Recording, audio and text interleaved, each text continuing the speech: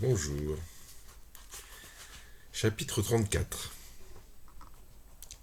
Le grand Tao est partout, sa puissance s'étend en tous sens.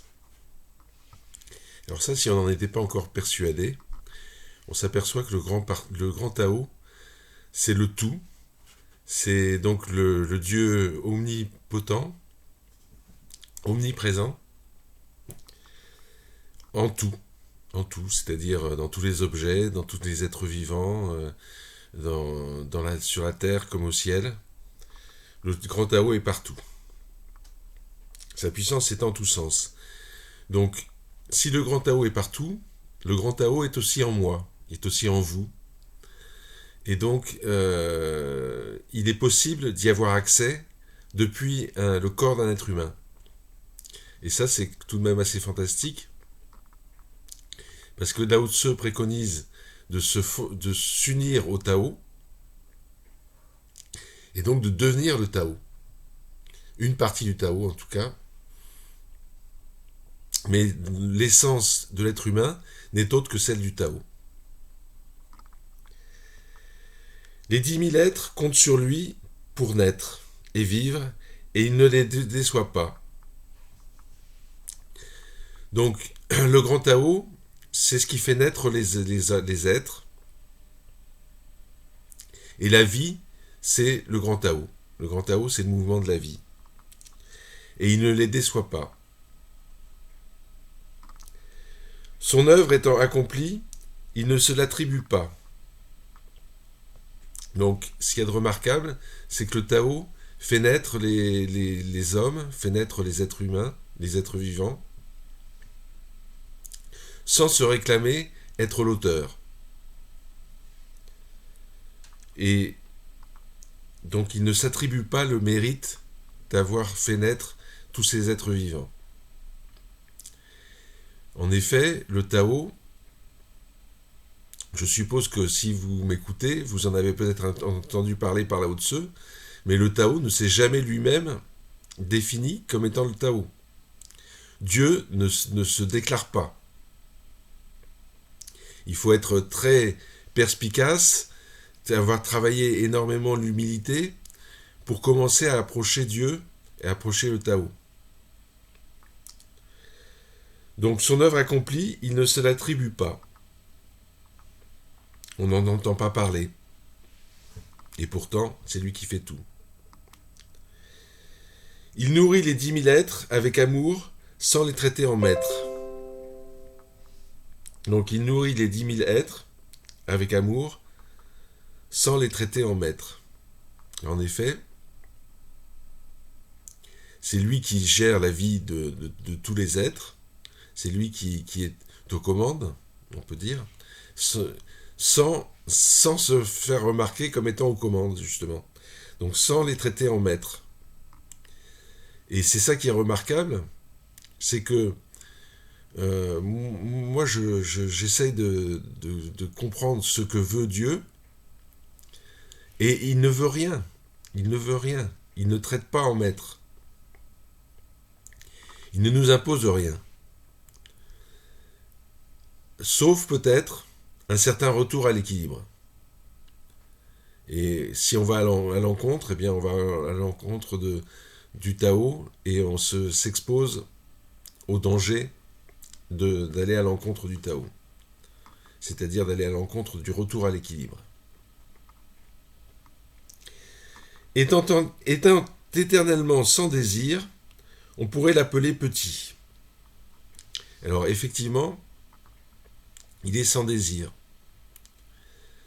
Donc il n'a aucune volonté, c'est un peu ce que je vous disais. Et donc on pourrait l'appeler petit, parce qu'il joue petit bras, hein, il n'a aucune volonté, aucun, aucun désir. On pourrait dire, bah, il joue petit bras celui-là. Hein. Donc on pourrait l'appeler petit.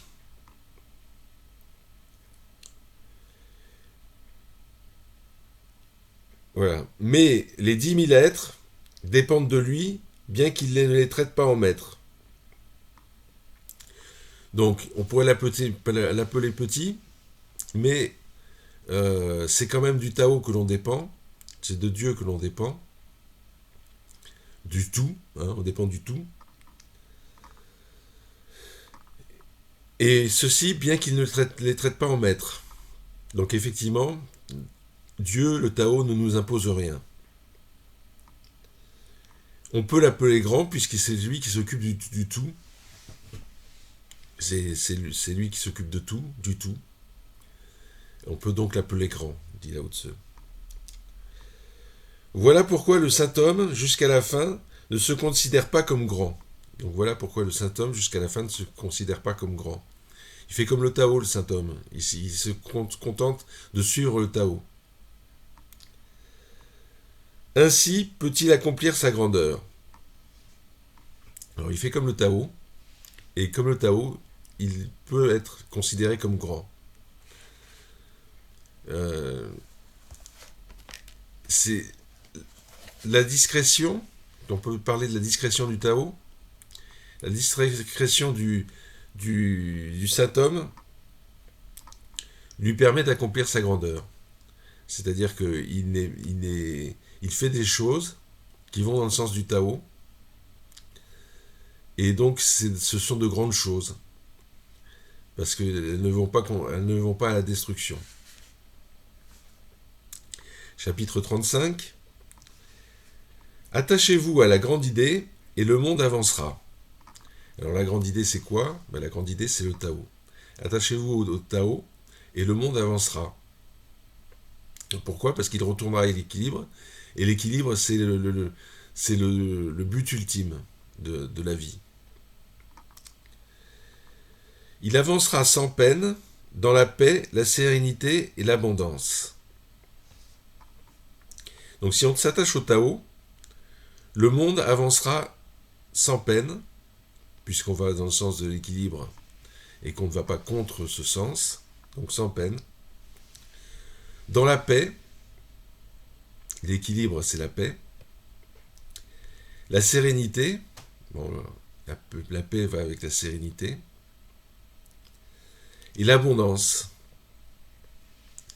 On ne gaspillera pas d'énergie pour rien, donc l'énergie viendra en abondance. L'énergie, la nourriture, tout ça, ça viendra en abondance. La musique et la bonne chère attirent le voyageur de passage. En effet, s'il y a un spectacle quelque part, le voyageur de passage va se dire « Tiens, je vais aller me distraire là-bas, ça m'intéresse ». Et le voyageur de passage s'arrête. Mais ce qui vient du Tao ne flatte pas le palais. Le Tao, je vous dis, est discret. Donc, ça ne flatte pas le palais, ça ne flatte pas les sens. Ça ne joue pas de la musique et des flonflons. Pourquoi ? Parce qu'il est sans saveur, le Tao. Il est sans saveur. Il est discret, je vous dis. Très terriblement discret. On le regarde, mais cela ne suffit pas pour le voir. On l'écoute, mais cela ne suffit pas pour l'entendre. Alors, en effet, le Tao, c'est quelque chose de très indicible, qu'on ne peut pas remarquer comme ça de premier abord. Il faut, comme Lao Tse, pratiquer le non-désir, le non-agir, le non-lutter, le non-savoir, pour commencer à se dire « mais oui, il y a quelque chose ». Ce quelque chose est infiniment discret. Et pourquoi ? Parce que c'est le tout. C'est le tout. C'est donc ce que l'on voit sur une image. Vous me voyez à l'écran. Je suis le tout. C'est un peu exagéré comme appellation, mais je suis le tout. Vous pouvez me voir. Donc il n'y a rien d'extraordinaire, rien d'exceptionnel. Je suis le tout. Vous pouvez voir la porte qui est derrière moi. Vous pouvez voir tout un tas de choses. Mais tout cela est le tout, et donc cela ne flatte pas le palais. On le regarde, le tout, mais cela ne suffit pas pour le voir. C'est comme le poisson qui est dans l'océan, qui ne voit pas l'océan. Donc cela ne suffit pas pour le voir. On l'écoute, mais cela ne suffit pas pour l'entendre. vous m'écoutez, et cela ne suffit certainement pas pour que vous perceviez ce qu'est le Tao. Peut-être si vous avez l'habitude du Tao, peut-être que vous allez me comprendre, mais si vous n'avez pas l'habitude du Tao, vous dites mais qu'est-ce qu'il est barbant celui-là à parler du Tao. Non, vraiment, on l'écoute, mais cela ne suffit pas pour l'entendre. Si l'on a recours à lui, on ne peut l'épuiser. Alors, l'univers, on peut avoir recours à lui, mais on ne peut pas l'épuiser. En effet, l'univers est ce qui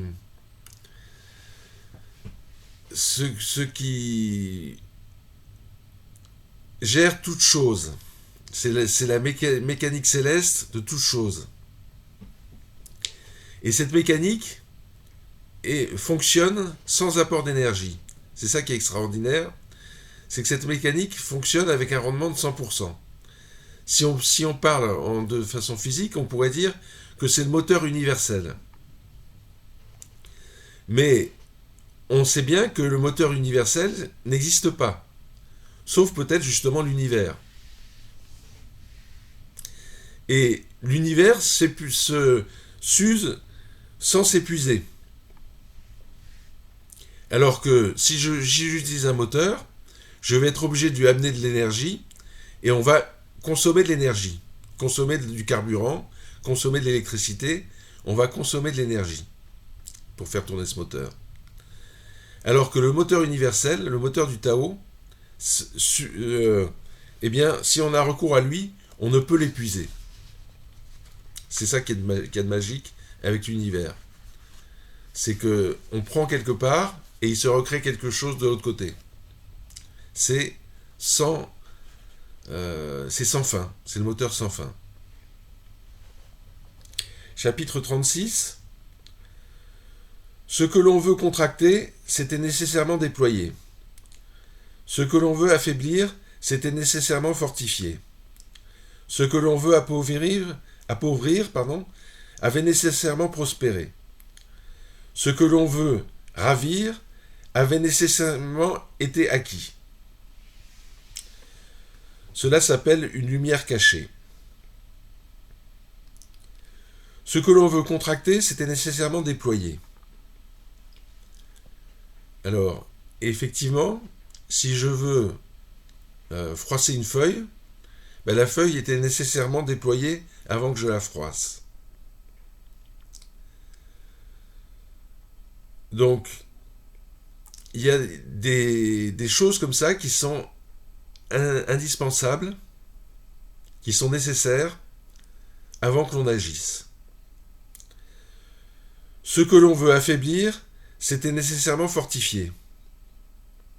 Si je veux affaiblir un ennemi, eh bien, c'est qu'il s'était forcément fortifié avant que je n'essaye de l'affaiblir. Alors, c'est un peu le moteur du yin et du yang. Ce que l'on veut affaiblir, donc ce que l'on veut rendre yin, c'était nécessairement déployé, fortifié, qui était forcément yang. Ce que l'on veut appauvrir avait nécessairement prospéré. Donc ce que l'on veut rendre yin encore était nécessairement yang avant. Ce que l'on veut ravir avait nécessairement été acquis. Si je veux voler quelque chose, c'est que l'autre l'avait acquis, l'avait obtenu au préalable, et peut-être l'avait même volé lui-même.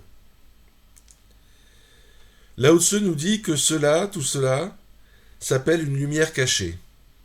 En fait, c'est le yin qui se love dans le yang, et le yang qui se love dans le yin. La douceur triomphe de la dureté. La faiblesse triomphe de la force.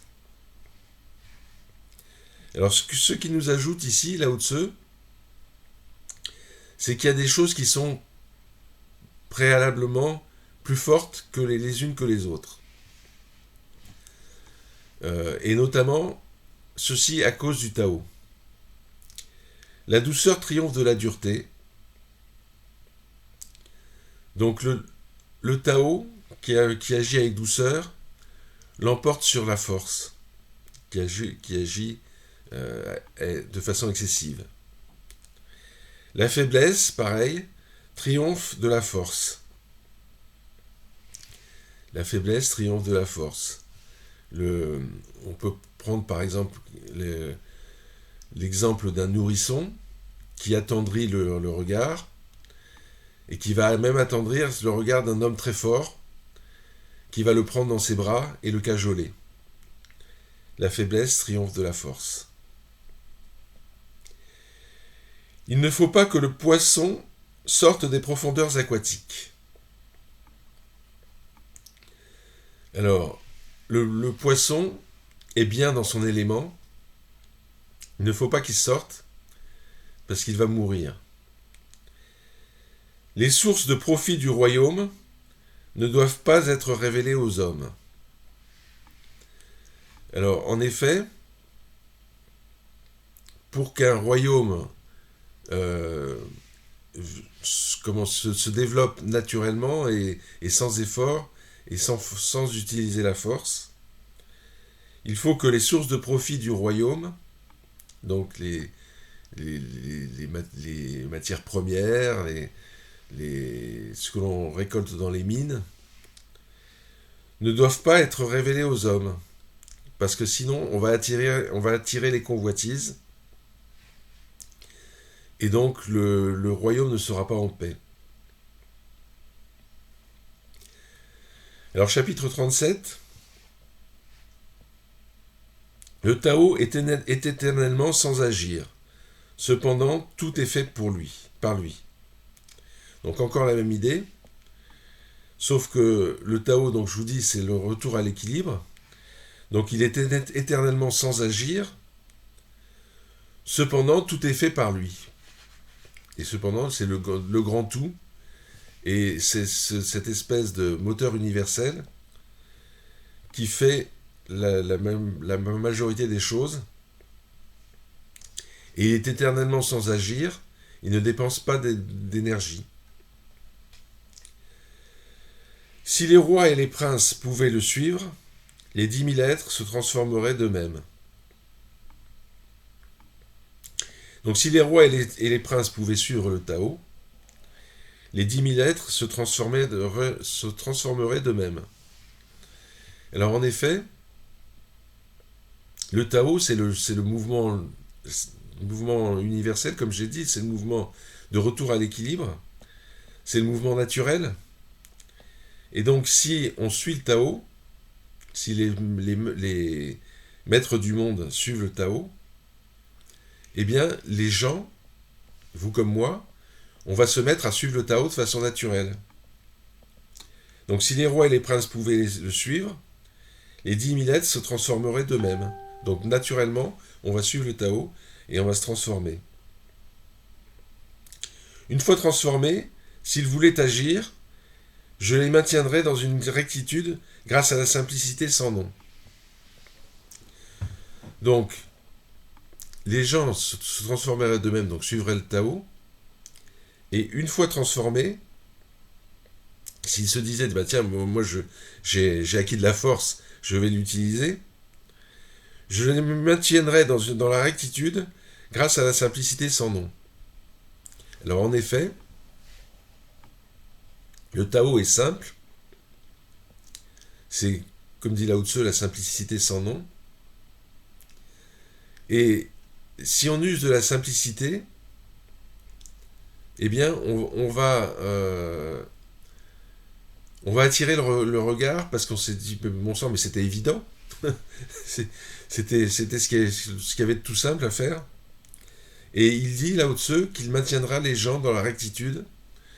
Donc les gens seront amenés à bien faire grâce à la simplicité sans nom. En effet, voilà comment il poursuit, la simplicité sans nom les rendrait aussi sans désir. Donc, si on est simple, on devient sans désir. Effectivement, hein. Le sans désir, c'est la simplicité à l'extrême. Sans désir, il serait en paix. Donc, ça amène la paix. Alors ça aussi, c'est quelque chose de remarquable. C'est que quand on est sans désir, quand on suit le Tao, eh bien on est envahi d'une paix et d'une sérénité incroyable. On se sent à l'égal de l'univers, on se sent donc chez soi partout, et donc on vit en paix, on vit serein, on vit en paix. Alors, il serait en paix, et l'univers se rectifierait de lui-même. Et l'univers se mettrait en ordre de lui-même. Non, c'est normal. Le Tao, c'est le retour à l'équilibre.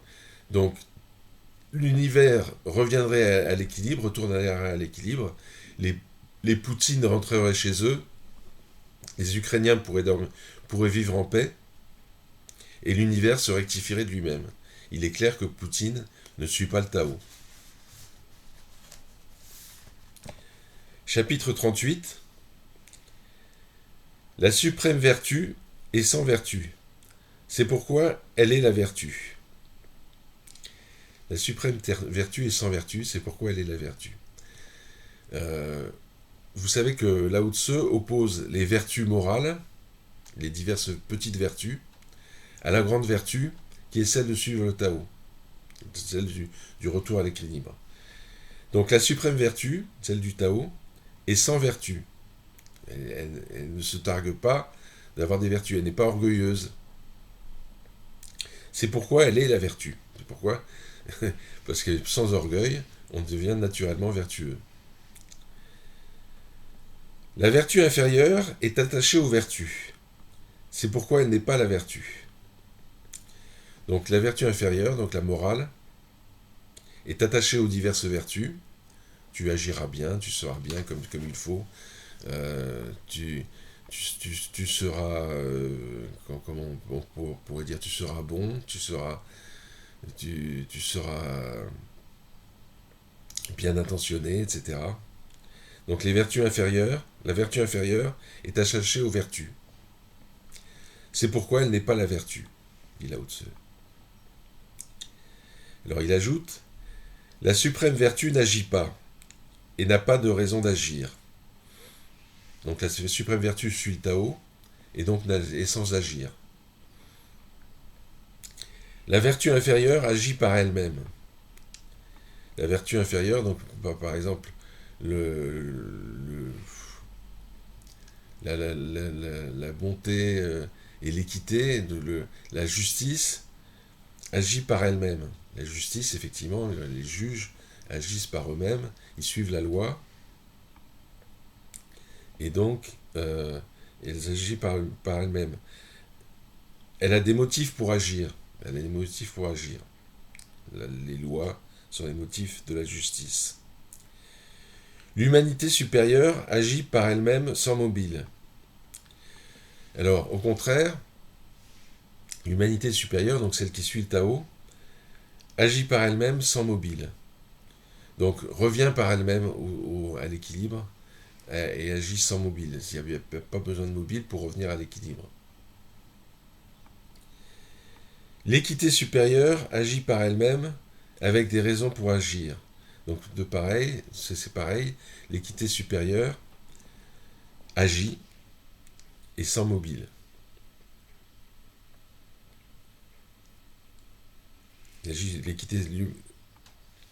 L'équité supérieure agit par elle-même et sans raison pour agir. Donc c'est encore le non-agir de l'équité supérieure, c'est-à-dire du Tao. Encore une fois, la civilité supérieure agit par elle-même, et lorsqu'elle n'obtient pas la réciprocité, elle s'efforce de s'imposer par la contrainte, mais elle est rejetée. La civilité supérieure agit par elle-même. Alors, la civilité supérieure, on peut se demander ici si c'est le Tao ou pas. A priori, si c'est supérieur, c'est que c'est le Tao. agit par elle-même. Donc, elle agit par elle-même, elle n'agit pas par mobile. Et lorsqu'elle n'obtient pas la réciprocité, elle s'efforce de s'imposer par la contrainte, mais elle est rejetée. Lorsqu'elle...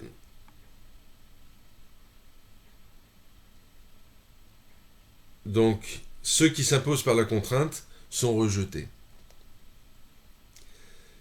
C'est pourquoi, lorsque le Tao fut délaissé, il y eut la vertu perdue, il y eut l'humanité, après la perte de l'humanité, il y eut l'équité, après la perte de l'équité, il y eut la civilité.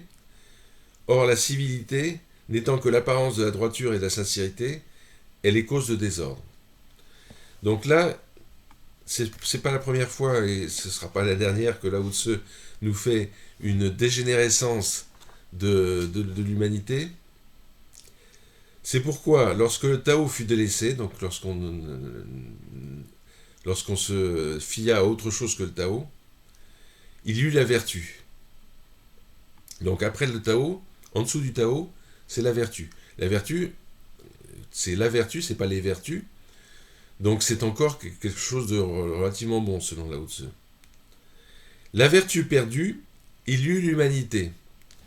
Donc on se dit, on va être humain et on va essayer de mettre en exergue l'être humain.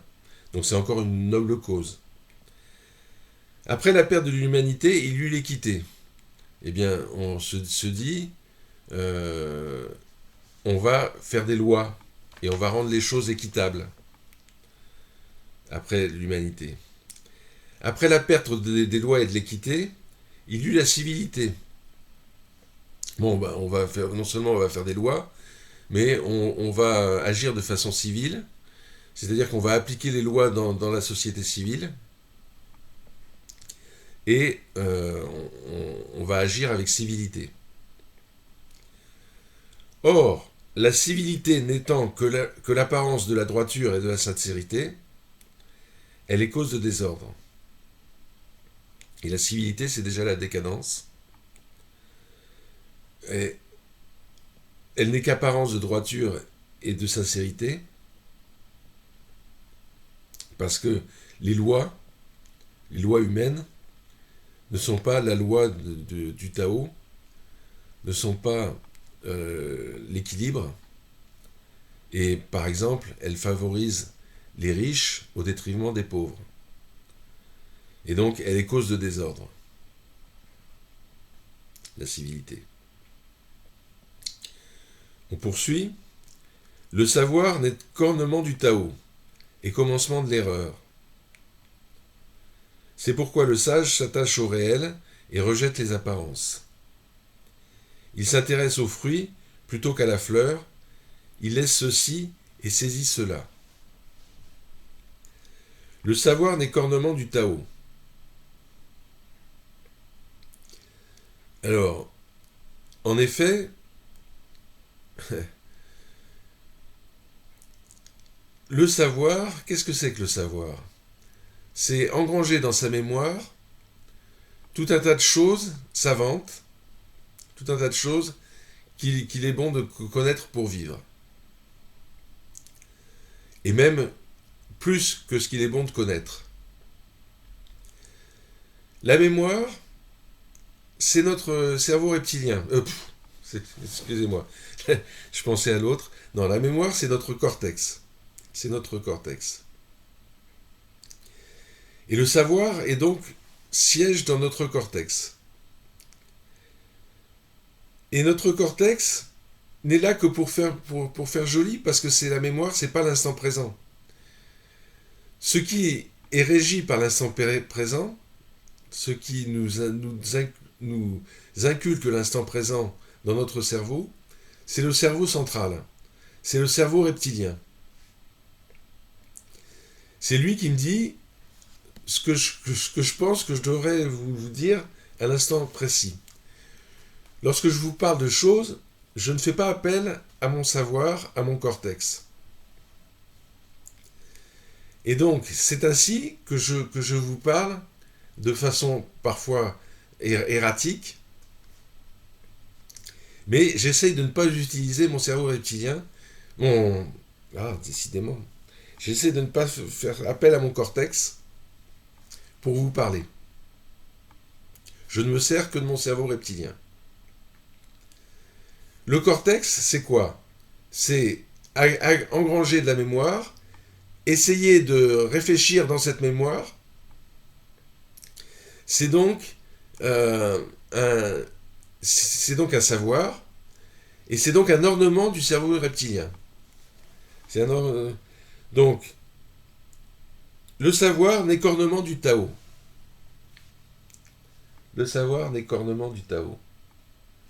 Le Tao, c'est ce qui vient spontanément, c'est ce qui vient tout seul. Le savoir n'est qu'ornement du Tao.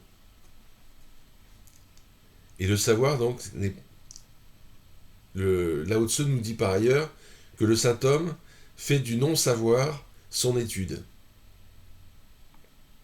Et donc, le non-savoir, essayer de travailler toujours avec son cerveau reptilien, c'est ce que cherche le saint homme. Donc, le savoir n'est qu'ornement du Tao et commencement de l'erreur.